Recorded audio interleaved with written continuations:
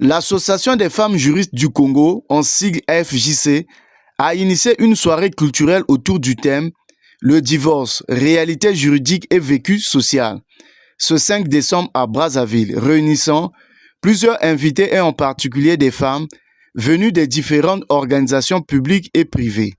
Cette rencontre a été marquée par une conférence d'échange avec débat. Madame Jocelyne Milandou Kanza, présidente nationale de cette association, est revenue sur l'aspect des violences faites aux femmes et sur le divorce. Les femmes juristes ne font pas l'apanage du divorce, mais le divorce est prévu par les textes qui régissent notre pays. Il convient d'être éclairé sur ces aspects, bien loin d'être secondaires. Il s'agit en effet, mesdames et messieurs, de gloser sur l'intervention d'un juge dans un différend familial, chose qui apparemment ne devrait pas être traitée par un juge et qui ressemble à une mission dans une affaire privée.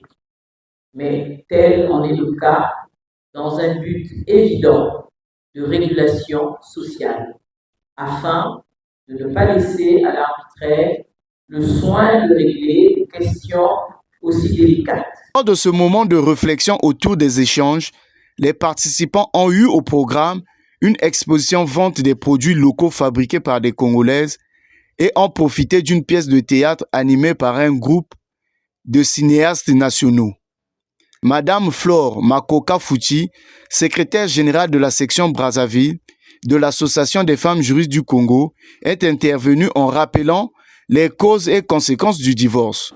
Peut saisir le juge compétent par une requête aux fins de déclaration de présomption d'absence.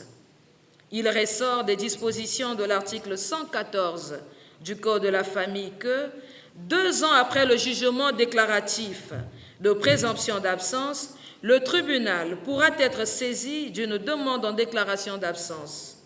Le jugement déclaratif d'absence permet au conjoint de demander le divorce pour cause d'absence. La 4e cause, en cas de condamnation à une peine criminelle. La condamnation à une peine criminelle de l'époux pour quelque cause, y compris les violences, autorise son conjoint de demander le divorce.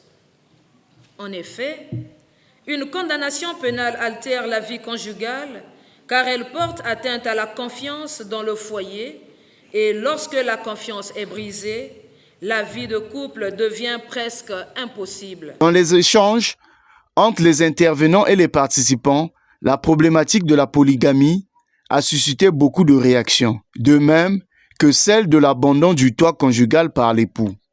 De l'autre côté, M. Chaleur Itoa Okombi, président du tribunal d'instance de Makelekele et de Bakongo, a rappelé le rôle du juge dans la procédure de divorce. Alors, c'est au terme de l'article 181 du Code de la famille que l'époux demandeur doit, en personne, déposer sa requête devant le président du tribunal populaire. Cette demande doit être écrite ou verbale. Si elle est verbale, les agents du greffe vont matérialiser les déclarations de l'époux. Donc à ce moment, il doit contenir dans cette requête les faits allégués. Il faut que les faits soient clairs, précis. Il faut que la demande soit vraiment explicite. L'Association des femmes juristes du Congo, toujours soucieuse de la situation de la femme en République du Congo, se donne le devoir de les servir en cas de divorce et met à leur disposition un guide leur permettant d'agir en connaissance de cause.